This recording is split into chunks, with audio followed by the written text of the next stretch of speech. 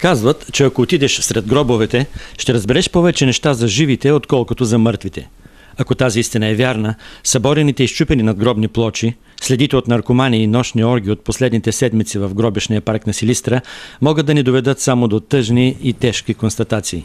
Действително това, което става, може би така кореспондира с менталитета в момента на младото поколение, за съжаление. Ние ставаме свидетели и съпричастни на абсолютни вандалски актове, неща, които не могат да се поберат в мисълта на един порядъчен гражданин. Един от новите парцели беше направил впечатление счупен паметник, просто разбит от поставката.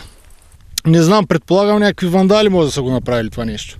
Все пак, нали, това е нашия труд, не е коректно от тяхна страна да рушат паметници, поставки, пътеки. Даже бях видял миналата седмица, може би, една обърната тоалетна. Най-удачен се оказва вариантът с жива охрана и видеонаблюдение, което за първата година би струвало около 50 000 лева, а в следващите по-малко. Работещите в гробищния парк подкрепят новите мерки.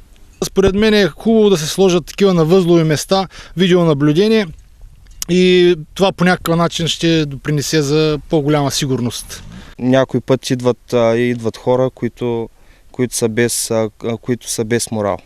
Така, опитвайки се да опази покоя на мъртвите, общината ще трябва да се справи твърдо срещу странния морал на група хора, приели, че нощем в гробищата е най-удобното време за забавление. За TV7 от Силистра, Любомир Добрев.